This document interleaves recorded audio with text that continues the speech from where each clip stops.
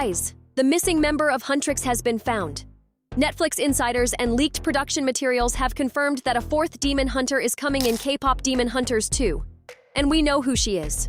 Her name, her appearance, her weapon, and the one detail nobody saw coming. She's directly connected to a Huntrix member you already know. And here's what makes this even crazier. The first movie already gave us clues about her. Multiple clues, hidden in scenes that most people just watched and moved on from. But before we show you who she is, you need to understand why a fourth member was inevitable.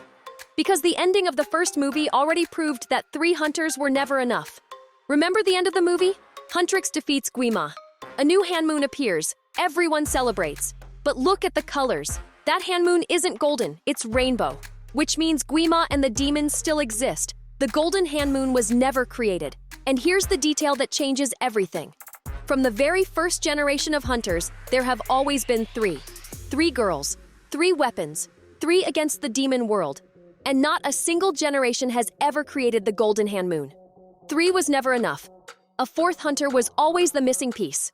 And now, we know exactly who she is. So most fans assume the fourth member will be some random new character, someone the sequel introduces out of nowhere. But that's not what the evidence says. Go back to the Golden music video. Each Huntrix member's backstory gets shown. Rumi's demon heritage, Mira's rebellious family. But Zoe's backstory has a detail hidden in it that almost everyone missed. During Zoe's part, she's being pulled from both sides, living a double life. But look at the hands. The hand pulling her to the American side is a man's hand. The hand pulling her to the Korean side is a woman's hand. And at the end, Zoe lets go of the man's hand. That's not random animation.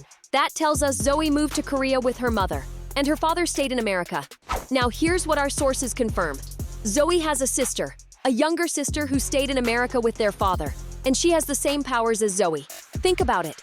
Every Huntrix member has powers that come from their family line. Rumi's powers come from her Sunlight sister mother. If Zoe has demon hunting abilities, any sibling from the same bloodline would too. Her name is Hana. In Korean, it means one. And that meaning is not an accident. She's the one missing piece needed to complete Huntrix and create the golden Hanmoon. But here's what you really want to know. What does she look like? What weapon does she use? And which Saja boy is connected to her? Now, knowing her name and who she's related to is one thing. But here's the part that actually shocked us. The creators didn't just hide clues about Hana in the story. They hid clues in the character designs themselves.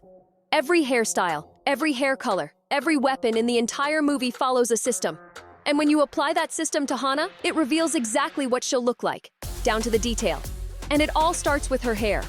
In Huntrix, every member's hair color reflects who they are. Rumi has purple, matching her demon nature. Mira has raspberry pink, reflecting her rebellious background. Zoe has black hair. So what color will Hana have? She's Zoe's sister, but they're opposites. Zoe grew up with their mom in Korea. Hana grew up with their dad in America. Different parents, different countries, different personalities. That contrast will show in her hair. While Zoe's hair is dark black, Hana's will be ash gray or silver, the opposite end of the same spectrum. Sisters, but mirrors. But the hairstyle is where it gets really interesting. Every hairstyle in the movie tells you something about the character. Rumi's hair is braided tight. That represents keeping her demon secret locked inside. Mira's hair is long and free. That's her independence. Zoe wears buns, carefree, childlike energy. Hana will have a Heim cut with straight bangs. And that's not a random guess. A Heim cut literally translates to princess cut in Korea. It comes from the hairstyles of noble women. It represents elegance, mystery, and high status. That tells us something major about Hana's role. She's not just joining the group, she's going to carry weight in it. And if you think her look is detailed, wait until you see what weapon she carries. Because it connects directly back to Zoe in a way that proves they're sisters. Every Huntrix weapon has a meaning. Rumi's double-tipped sword reflects her 2 sides, human and demon. Mira's long swords match her flexibility as lead dancer. Zoe's daggers match her speed and energy. But here's what most people don't realize. Zoe is the only Huntrix member whose weapon works both close range and long range. She can fight up close and throw her daggers at a distance. That matters. Because Hana's weapon does the exact same thing. Hana will use a chakram, a circular blade. It works in close combat and can be thrown at long range. The circular shape represents balance and perfection, which fits her role as the missing piece that completes the group. And this is the proof that seals it. The only two members with dual-range weapons are Zoe and Hana, sisters with weapons that share the same nature. The creators designed this connection into the combat system from the beginning. But if you think the weapon connection is strong, the next detail is on a completely different level. Because Hana doesn't just connect to Zoe, she connects to one of the Saja boys. And that connection is going to create the biggest problem in the entire sequel. So here's what we know about the Saja boys and Huntrix. Every member has a connection. Rumi and Jinu. Mira caught between Abby and romance. Zoe has feelings for mystery. That leaves one Saja boy without a match. Baby Saja. And here's where the evidence lines up perfectly. At the end of the first movie, the girls send Abby and Mystery to the demon world.